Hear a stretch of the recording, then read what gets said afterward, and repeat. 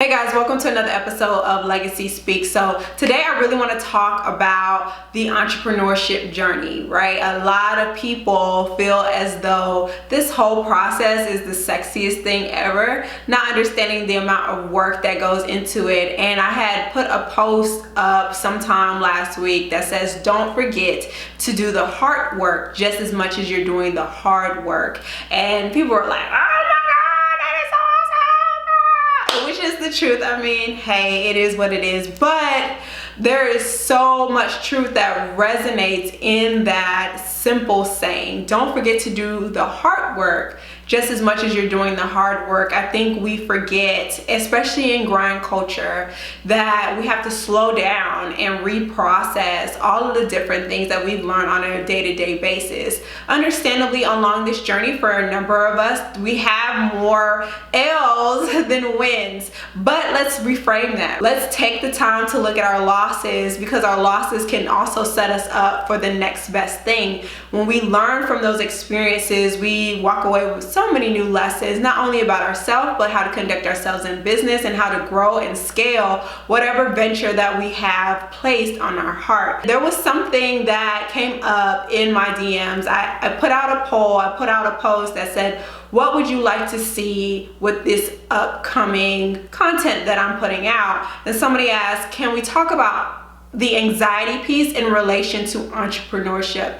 And I'm like, oh yes, let's do that. So before we dive right in, I need you to hit that subscription button below. That way you can stay up to date on newly released content on a regular basis. And I also need you to hit the like button. That way our views and our audio streams can go up as well. So let's dive right in.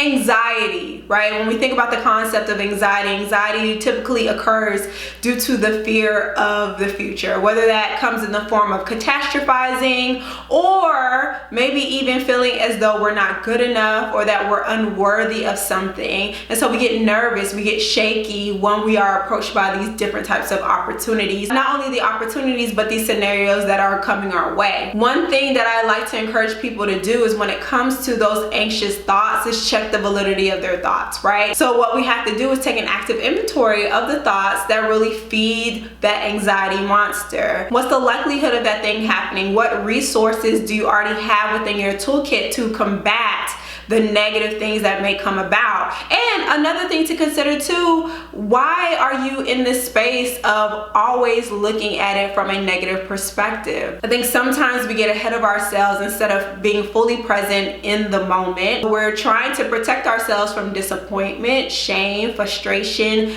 that failure piece as well. So allow yourself to be fully in the moment and see how things will eventually unfold, because ultimately, like Outcast says, you can plan a pretty picnic, but you can't predict the weather. All you can really do is leverage the things that you have, that you currently have. Like I mentioned, whether it's through your social support, the coping mechanisms to help you decompress and help you navigate in that moment, stay rooted, stay grounded, tap into your senses, tap into those activities that bring you fulfillment and joy. And that's one way to approach anxiety. Now, specifically taking a look at the entrepreneurial journey, anxiety shows up in many ways. So anxiety may look like dropping a new piece of content for your audience and waiting to see whether or not it's a hit, right? Or maybe even submitting a proposal to a new client and trying to see whether or not they're going to accept or reject. And essentially the common theme in all of those scenarios is waiting to be either accepted or rejected. And nobody likes the feeling of being rejected, right? I think a huge part of just being an entrepreneur, freelancer, being a creative, a small business owner, maybe even a corporate lead, CEO, whatever your position may be, is getting a better understanding of who you are as a person and doing identity work and doing that deep dive to assess your needs in not only this moment, but in future moments as well.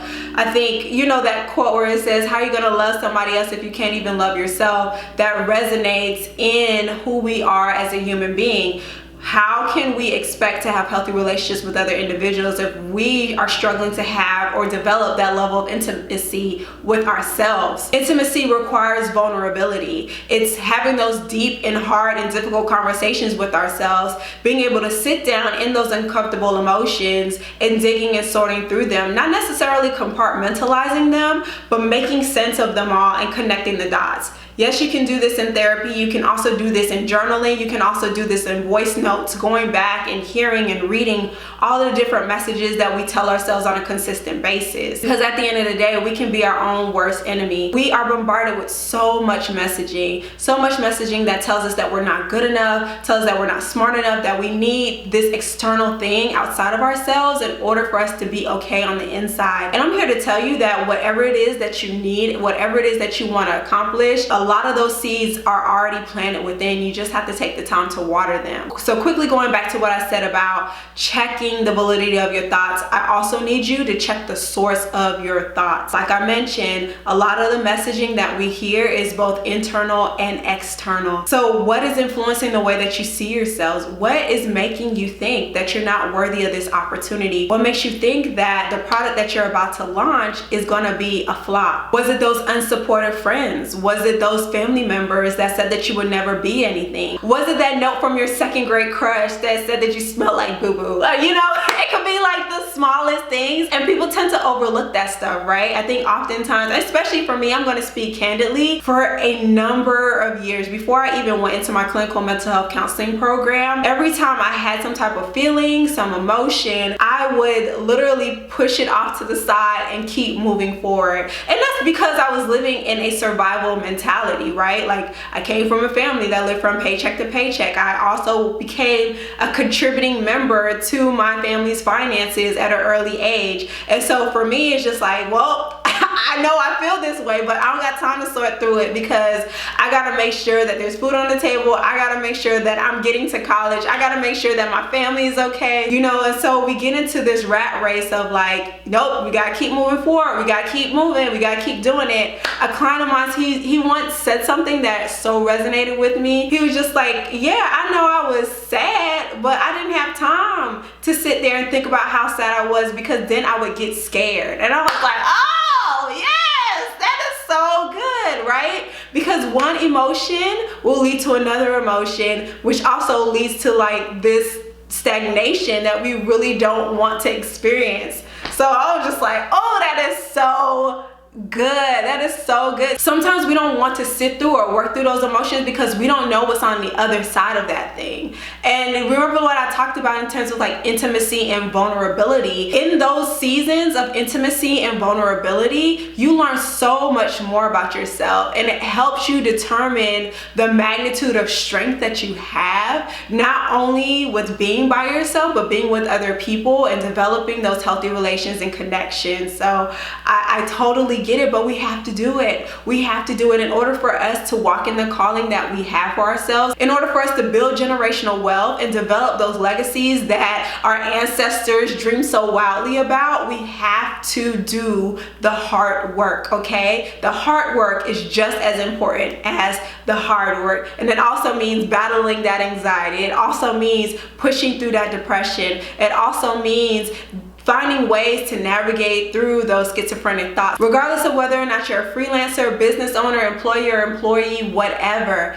take the time to do that hard work. That way you can level up and help generations to come. Now, while we're on the topic of legacy, I want to give you this little nugget that has helped me significantly along my personal entrepreneurship journey. It's actually a quote of a quote from Oprah talking about Dr. Maya Angelou, who we know is one of the most amazing literary giants of all time. And so essentially she said, you have no idea what your legacy will be. Your legacy is what you do every day. Your legacy is every life you've touched, every person whose life was either moved or not. It's every person you've harmed or helped. That's your legacy. I don't think about it. I just try to live it. Now, I really want to hone in on this, especially as we're discussing anxiety in relation to entrepreneurship, right? Please do not take this quote and twist it and bend it and create some new level of pressure for yourself. This is supposed to be used as a simple motivator. And even when she was talking about it's every life that we've touched, think about it, right? You have a specific purpose, you have a specific call, and I'm pretty sure along the way you have been able to develop meaningful relationships with other people. I'm pretty sure you received a testimonial or two, or you've probably gotten a like or a comment or even a share, or you've had an individual personally say, hey, you've helped me. Thank you so much for creating this. Thank you so much for birthing this. I really needed it during this season of my life. I greatly appreciate it. Another way to combat those anxious thoughts is just building up like an internal portfolio in your mind, reminding yourself consistently how you are being of service to other people based on the things that you're creating. It's kind of like when we're preparing for tax season, right? So whether you're utilizing QuickBooks or if you're old school like me, you're keeping your receipts in a billfold, you're basically creating a catalog that you could submit to your accounting, the person or that individual that prepares you for your taxes. And I need you to do the same thing with your positive thoughts and positive experiences.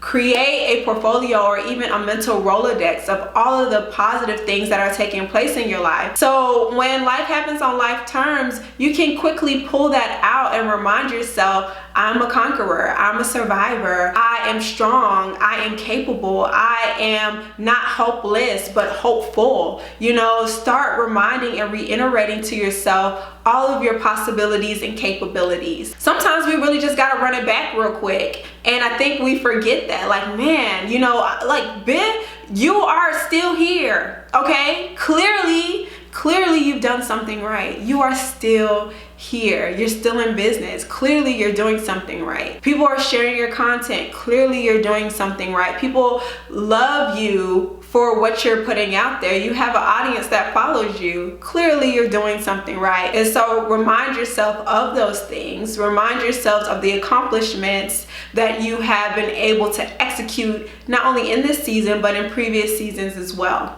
And after you've reviewed your emotional portfolio, I need you to take a deep breath in and exhale out, okay? Just sit down and breathe.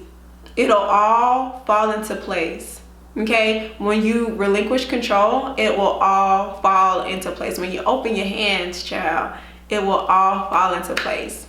All right, y'all, I hope that this has been of help to you in some way, shape, form, or fashion. Thank you so much for rocking with me. I'm super excited to announce that this episode will also be the first episode of the podcast. Ooh, yes, I love my day ones on YouTube. You know, Legacy Speaks started off as a YouTube channel. It has just blown up significantly, but there are some conversations that I would like to have with fellow entrepreneurs and creatives and even the homies, because my friends are, they're phenomenal. They're the ones that help keep me leveled, and some of the conversations that we have just, it's gonna be great. So I can't wait to introduce this new series and this new chapter of Legacy Speaks to you. Please don't forget to like, comment, subscribe, and share, and definitely stay connected via Legacy SBKS on everything.